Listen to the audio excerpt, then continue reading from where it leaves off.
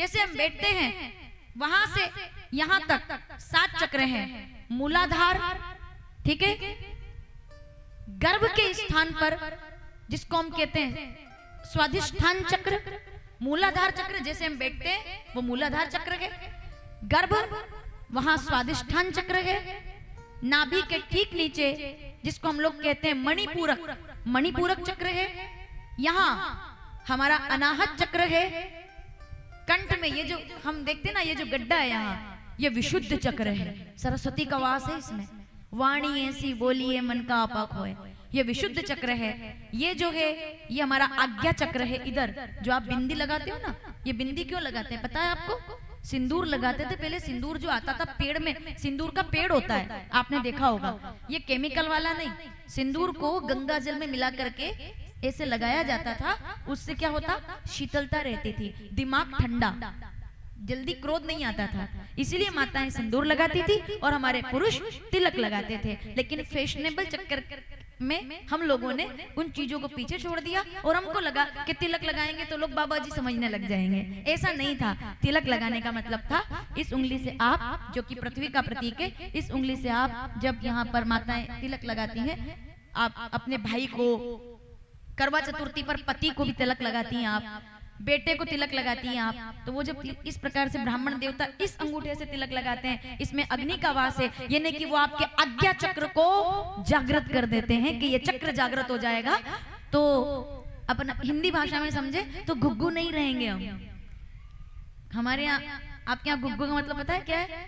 कि मतलब जिसको कुछ समझ में ही ना आए, वो जिए जा रहा है बस, तो डब्बू ना बनकर बैठा रहे कोई इंसान, कि बस उसमें और गमले में कोई अंतर ना रहे, कि किधर बैठा किधर नहीं बैठा, समाज में बैठा नहीं बैठा, आया दुनिया में चला गया, बच्चे को परवाह नहीं कि आया कि गया, कोई रहा घर में नहीं रहा, मोहल्ले से चला जाए तो पता ना चले। नहीं, व्यक्तिगत आपका जीवन कैसा होना चाहिए? सामाजिक होना चाहिए। माताओं, यहाँ कई माताएं ऐसी होंगी, मैंने अपने जीवन में ऐसी माताएं देखी हैं कि वो एक छोटा सा छोटा प्रोग्राम घर में करे तो 50 माताएं दौड़कर उनके लिए आ जाती है। क्यों? क्योंकि वो भी जाती हैं, सामाजिक होती हैं, वो अच्छा काम करती है, वो लोगों को जोड़ती हैं। उनके अंदर पावर होता है मैग्नेट, और ये मैग्नेट पावर यहां से आता है। ठीक है, ये सब कुछ है आज्ञा चक्र। और ये है हमारा सहस्त्रार जिसको कहते हैं ओम। ये 7 चक्र है।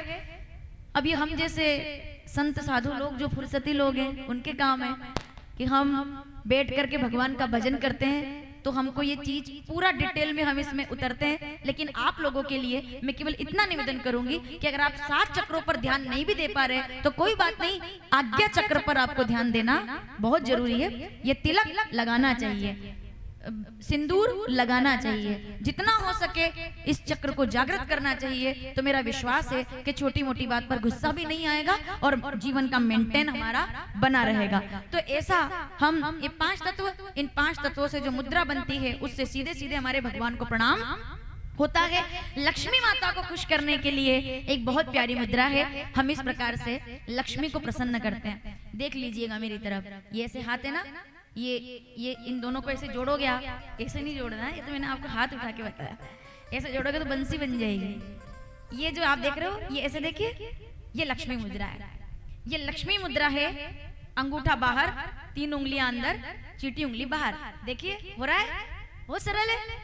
और महालक्ष्मी मुद्रा है ये, जिसको हम लोग महालक्ष्मी मुद्रा कहते हैं। इससे माँ भगवती प्रसन्न होती है।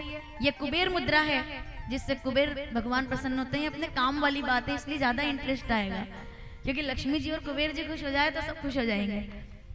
ये गणेश मुद्रा है, जिससे गणेश जी को प्रसन्न किया जाता है। ये हनुमान जी महाराज की मुद्रा है, क्योंकि ये अग्नि का स्वरूप है और वो तेजवान है, तो इस प्रकार उनको।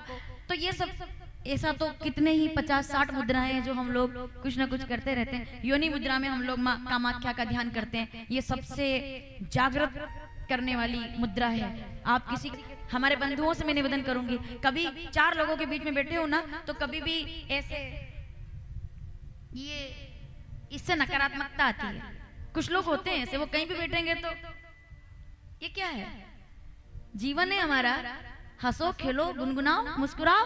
मुस्कुराइए, मुस्कुराइए, क्योंकि आप उड़ीसा में बैठे हुए हैं। ऐसे टुकुर टुकुर देखिए मत मेरी तरफ, मुस्कुराइए।